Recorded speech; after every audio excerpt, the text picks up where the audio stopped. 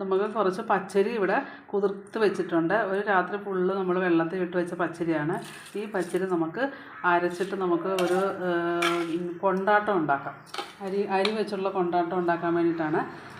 നമുക്ക് ഈ അരി നമുക്ക് മിക്സഡ് ജാറിലേക്ക് ഇട്ട് കൊടുക്കാവേ.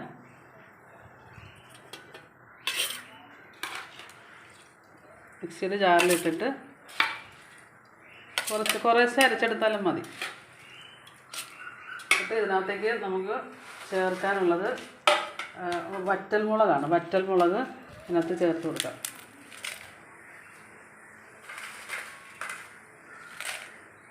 കുറച്ച് കൂടുതൽ എടുത്തിട്ടുണ്ട് വറ്റൽമുളക്.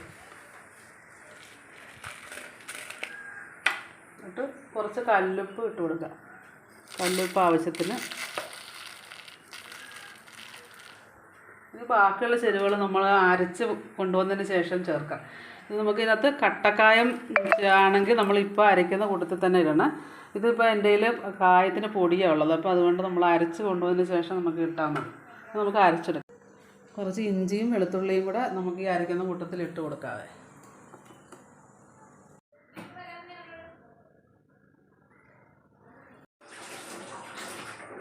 നമ്മൾ അരച്ച് കൊണ്ടുവന്ന മാവ് അടുപ്പത്ത് വെച്ച് നമുക്കൊന്ന് വാട്ടിയെടുക്കാം.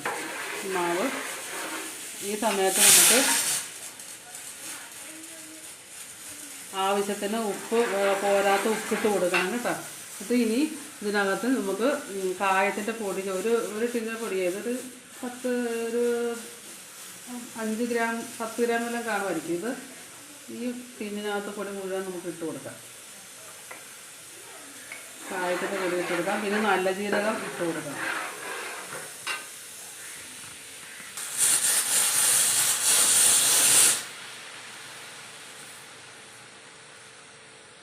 നല്ല ജീരകം ഇച്ചിരി കൂടുതൽ ഇട്ട കുഴപ്പമില്ല. കറുത്ത എള്ളും ഉണ്ടെങ്കിൽ ഇട്ട് കൊടുക്കാവേ. ഇപ്പോൾ എൻ്റെ കയ്യിൽ ഇല്ല കറുത്ത എള്ള്.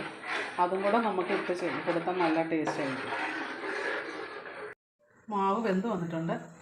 ഇനിയിപ്പം ആറി കഴിഞ്ഞിട്ട് നമുക്കിത് ഒരു സേവനാഴിയിലിട്ടിട്ട് നമുക്ക് ഇത് പിഴിഞ്ഞ് വെയിലത്ത് വെക്കാം. സേവനാഴി എടുത്തിട്ട് ഇതിനകത്ത് ഇത് കണ്ട ഈ സ്റ്റാറിൻ്റെ നമുക്ക് മുറുക്കിൻ്റെ അച്ച്, ഈ അച്ചിട്ട് കൊടുത്തിട്ട് നമുക്ക് നമ്മുടെ മാവ് പിഴിഞ്ഞെടുക്കാം.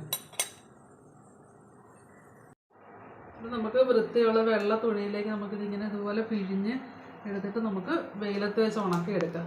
ഇപ്പോഴത്തെ ഈ നല്ല വെയിൽ നമുക്ക് പ്രയോജനപ്പെടുത്താം. നമുക്ക് ഈ വെയിലത്ത് ഇത് 2 ദിവസം കൊണ്ട് തന്നെ നമുക്ക് ഉണങ്ങിക്കിട്ടും. ഇത് നന്നായിട്ട് ഇപ്പോഴത്തെ വെയിൽ അതുപോലെ ശക്തമായിട്ടുള്ള വെയിലല്ലേ.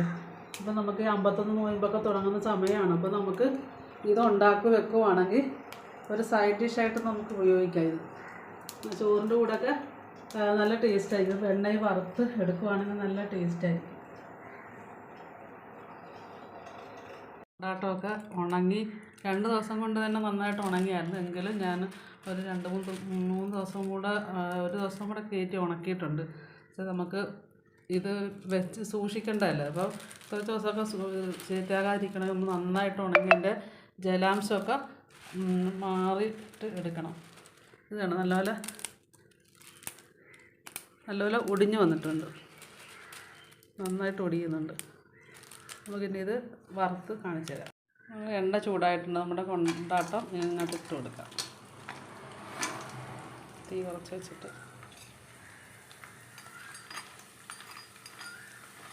ഇത് നന്നായിട്ട് മൊരിയിച്ച് എടുത്ത് നമ്മൾ വറുത്ത് വെക്കുവാണെങ്കിൽ നമുക്ക് ചോറിൻ്റെ കൂടെയൊക്കെ കഴിക്കാൻ നല്ല ടേസ്റ്റാണ് കേട്ടോ.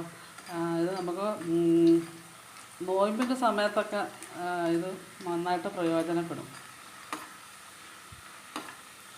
നോമ്പെടുക്കുമ്പോൾ കറിയുടെ കൂട്ടത്തിൽ ഇത് നമുക്ക് ഉപയോഗിക്കാം. ഇത് നന്നായിട്ട് മുരിഞ്ഞ് വന്നിട്ടുണ്ട്. ഇതുപോലെ തന്നെ നമുക്ക് റേഷനരി വെച്ചും ചെയ്യാം കേട്ടോ. റേഷനരി ഇല്ലേ, നമ്മുടെ പുഴുക്കലരി ഇല്ലേ, പുഴുക്കലരി അത് വെള്ളത്തിലിട്ട് ഞാൻ ഇത് ചെയ്ത പോലെ തന്നെയുള്ള മെത്തേഡിൽ നമുക്ക് പുഴുക്കലരി കിട്ടുന്ന എല്ലാ വീടുകളിലും പുഴുക്കലരിയൊക്കെ മേടിച്ചത് കാണും എല്ലാ വീടുകളിലും. അതുകൊണ്ട് നമുക്ക് ചെയ്യാം. ഇതേപോലെ തന്നെ ചെയ്താൽ മതി. അരി വ്യത്യാസം ഉണ്ടെന്ന് മാത്രമാണ്. ഇത് പച്ചരിയില്ല ചെയ്തേക്കുന്നത്. നല്ലത് ഇതേപോലെ നന്നായിട്ട് മൂത്ത് വന്നിട്ടുണ്ട്.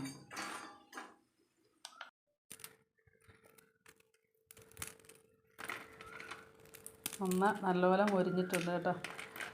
ഇത് നല്ല ടേസ്റ്റുമാണ്.